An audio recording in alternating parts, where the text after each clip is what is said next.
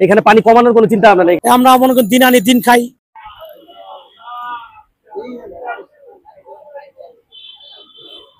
পানির যে অবস্থা এখানে মনে করেন এই সাইন্স ল্যাব থেকে একদম পুরো নীলক্ষেত পর্যন্ত এখানে পানি জমে প্রায় 3-4 বছর ধরে যে অবস্থা এখানে, ঠিক আছে।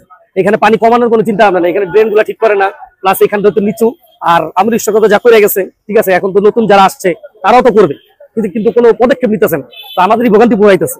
আমরা দোকানদারি এখানে করি, কিন্তু দোকানদারি করতে পারি না পানির জন্য।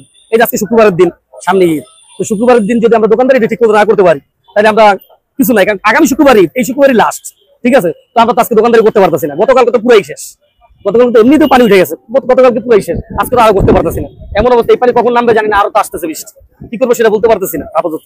লাভ নেই, কারণ প্রচুর লস হবে এখন। কারণ এখনই তো বেচা কিনার সময়, কারণ সামনে ঈদের বাকি 7-8 দিন, এখন হচ্ছে বেচা কিনার সময়, এখন তো লস হবেই, এটাই স্বাভাবিক। কিন্তু এগুলো তো পদক্ষেপ নিতেছে না। উপর থেকে যদি পদক্ষেপ নিত তাহলে পানিগুলো জমতো না। উপর থেকে কোনো পদক্ষেপ নিতেছে না, তার জন্য পানিগুলো জ্বলতেছে। এখানে যারা আগে কর্মরত ছিল, কাউন্সিলর, মেয়র, এরা মনে করেন বাজেট যার ছিল তারা পরিপূর্ণ বাস্তবায়ন করতে পারে না।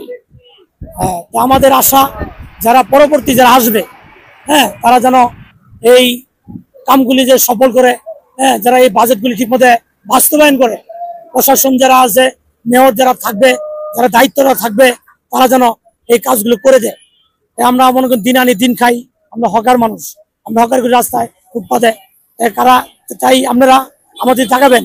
আমরা নিউ মার্কেটের ব্যবসায়ীরা গতকাল থেকে যে বৃষ্টির কারণে ব্যবসা বাণিজ্য করতে পারতেছি না, কাস্টমার আসতেছে না, দোকানপাট করতেছে না।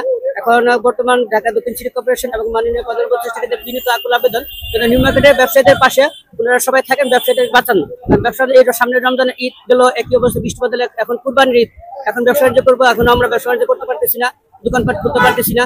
এদের জন্য কাস্টমার কেউ আসতেছে না। গতকালকে আমরা দোকান বন্ধ করে চলে গেছি, আজকে সে একই অবস্থা, দোকানপাট খুলতে পারবো কিনা, ঠিক আছে। এদের জন্য আমরা মাননীয় প্রধান উপদেষ্টা এবং ঢাকা দক্ষিণ সিটি কর্পোরেশনের কাছে বিনীতভাবে আবেদন করতেছি, নিউ মার্কেটের ব্যবসায়ীদের পাশে থেকে পানি নিরসনের কিভাবে বিকল্প ব্যবস্থা করা যায় সেটা যেন তারা উদ্যোগ নেয়।